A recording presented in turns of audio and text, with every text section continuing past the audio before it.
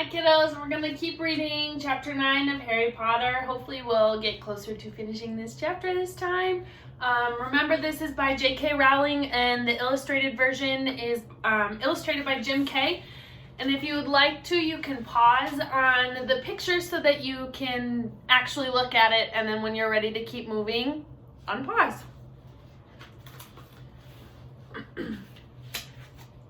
Having a last meal, Potter. When are you getting the train back to the Muggles?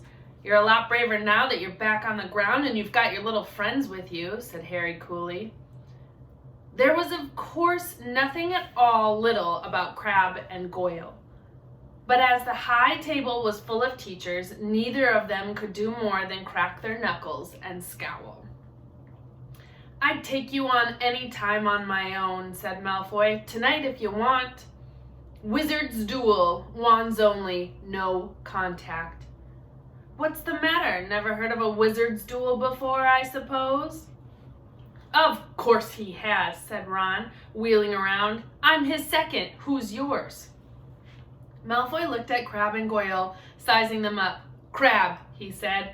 Midnight all right? We'll meet you in the trophy room that's always unlocked. When Malfoy had gone, Ron and Harry looked at each other. What is a wizard's duel? Said Harry. And what do you mean you are my second? Well, a second's there to take over if you die, said Ron casually, getting started at last on his cold pie. Catching the look on Harry's face, he added quickly, but people only die in proper duels, you know, with real wizards. The most you and Malfoy will be able to do is send sparks at each other. Neither of you knows enough magic to do any real damage. I bet he expected you to refuse anyway. And what if I wave my wand and nothing happens? Throw it away and punch him in the nose, Ron suggested. Excuse me. They both looked up. It was Hermione Granger. Can't a person eat in peace in this place? Said Ron. Hermione ignored him and spoke to Harry. I couldn't help overhearing what you and Malfoy were saying. Bet you could, muttered Ron. And you mustn't go wandering around the school at night. Think of the points you'll lose Gryffindor if you're caught. And you're bound to be. It's really very selfish of you. And it's really none of your business, said Harry. Goodbye, said Ron. At the same time, it wasn't what you'd call the perfect end to the day, Harry thought, as he lay awake much later listening to Dean and Seamus fall asleep. Neville wasn't back from the hospital wing.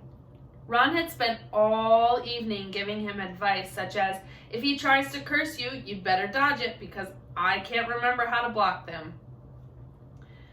There's a very good chance they were going to get caught by Filch or Mrs. Norris, and Harry felt he was pushing his luck, breaking another school rule today. On the other hand, Malfoy's sneering face kept looming out of the darkness. This was his big chance to beat Malfoy face to face. He couldn't miss it. 11:30, Ron muttered at last, We'd better go. They pulled on their dressing gowns, picked up their wands, and crept across the tower room, down the spiral staircase, and into the Gryffindor common room. A few embers were still glowing in the fireplace, turning all the armchairs into hunched black shadows. They had almost reached the portrait hole when a voice came from the chair nearest them. I can't believe you're going to do this, Harry. A lamp flickered on. It was Hermione Granger, wearing a pink dressing gown and a frown. You, said Ron furiously, go back to bed. I almost told your brother, Hermione snapped. Percy, he's a prefect. He'd put a stop to this. Harry couldn't believe anyone could be so interfering. Come on, he said to Ron. He pushed open the portrait of the fat lady and climbed through the hole. Hermione wasn't going to give up that easily. She followed Ron through the portrait hole, hissing at them like an angry goose. Don't you care about Gryffindor? Do you only care about yourselves? I don't want Slytherin to win the House Cup, and you'll lose all the points I got from Professor McGonagall for knowing about switching spells. Go away.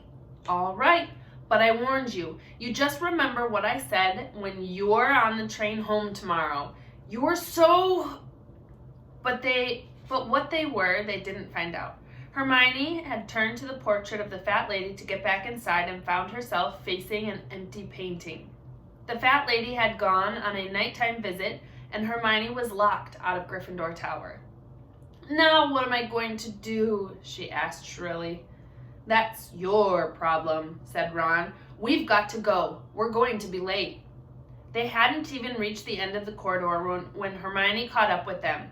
I'm coming with you, she said. No, you're not.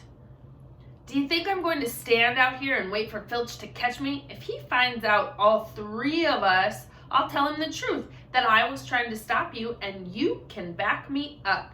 You've got some nerve, said Ron loudly. Shut up, both of you, said Harry sharply. I heard something. It was a sort of snuffling.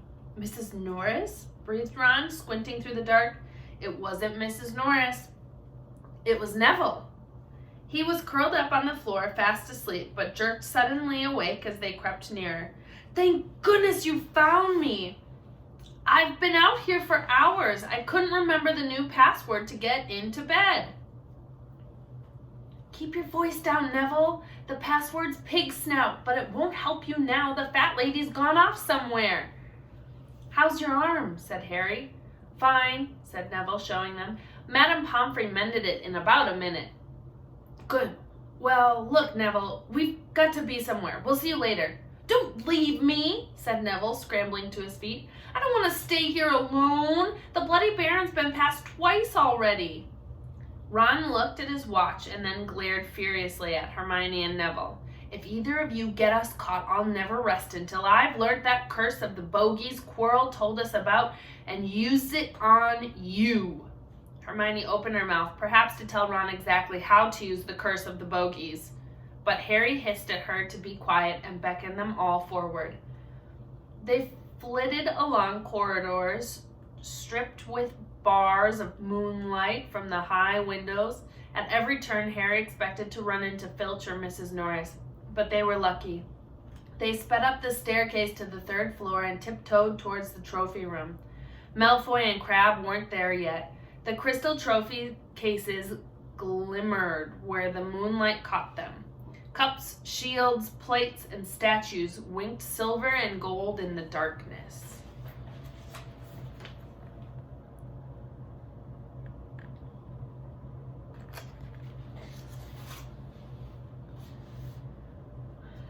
They edged along the walls, keeping their eyes on the doors at either end of the room. Harry took out his wand in case Malfoy leapt in and started at once.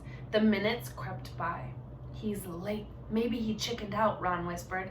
Then a noise came from the next room, made them jump. Harry had only raised his wand when he heard someone speak, and it wasn't Malfoy. Sniff around, my sweet. They might be lurking in a corner. It was Filch speaking to Mrs. Norris. Horror-struck, Harry waved madly at the other three to follow him as quickly as possible. They scurried silently towards the door, away from Filch's voice. Neville's robes had barely whipped around the corner when they heard Filch enter the trophy room. They're in here somewhere, they heard him mutter, probably hiding. This way, Harry mouthed to the others, and petrified they began to creep down a long gallery full of suits of armor. They could hear Filch getting nearer. Neville suddenly let out a frightened squeak and broke into a run. He tripped, grabbed Ron around the waist, and the pair of them toppled right into a suit of armor. The clanging and crashing were enough to wake the whole castle. Run! Harry yelled, and the four of them sprinted down the gallery, not looking back to see whether Filch was following.